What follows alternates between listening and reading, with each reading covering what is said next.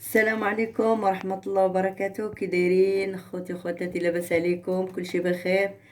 نتمنى من الله سبحانه وتعالى تكونوا دائما بخير وعلى خير وصحة وعافية. اليوم عندي لكم واحد الوصفة ديال الشحمة ديال الجمل، كتعالج من الضيقة، من الحساسية. يعني حبيت نشارككم معاها. قالت لي واحد السيدة نوجدها لها البنت ديالها، وبغيت نوجدها وبغيتكم تشوفوا كيفاش الطريقة ديالها. غتجيبوا الشحمة ديال الجمل من الدروة، الإبل. كاين اللي كيقول الابل، كاين اللي كيقول شحمه الجمل. من الدروه كتجيبوها كتغسلوها ها هي، ها تغسلوها، تنقيوها مزيان، تنشفوها، وتقطعوها طريفات رقاق،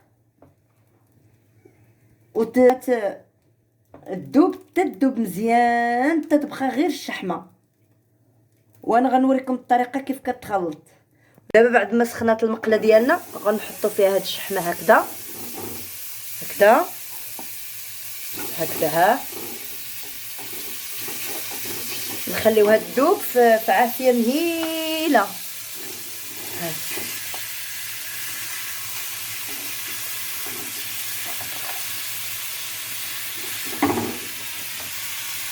هي فين،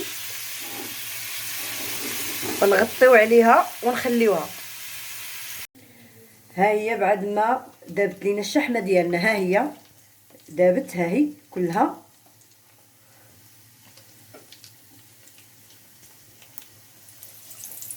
ها حنا صفيناها دابا هكا.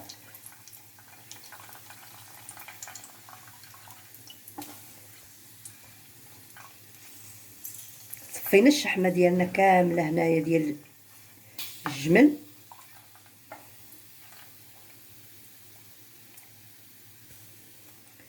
هكذا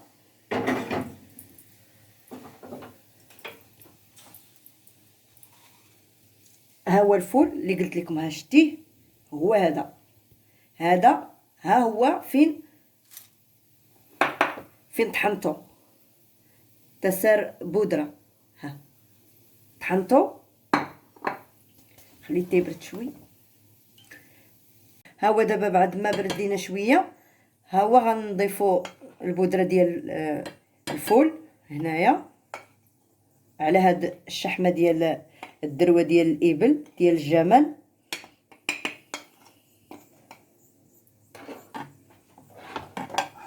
ونخلطو فيها هكا، نخلطوها.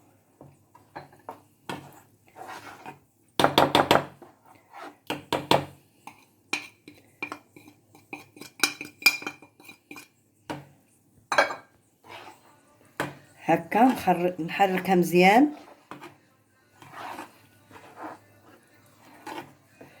غادي ندير واحد القبصه ديال الملحه،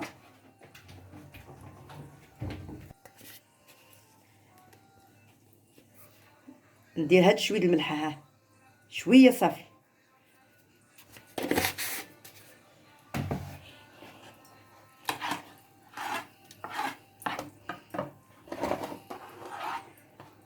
بحال هكا. ما تنساوش تحركوها مزيان، ما يبقاش داك الفول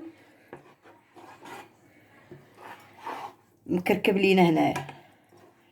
وملي ديروها تبقاو من الليل ملي راه غادي تجمد، راه ما غتبقاش هكا سائله، راه غتجمد.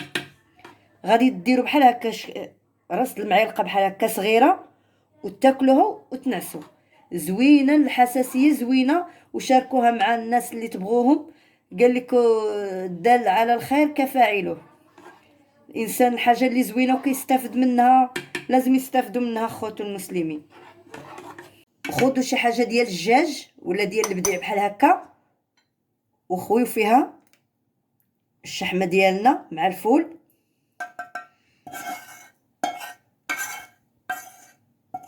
وتاكلوها مده 40 يوم.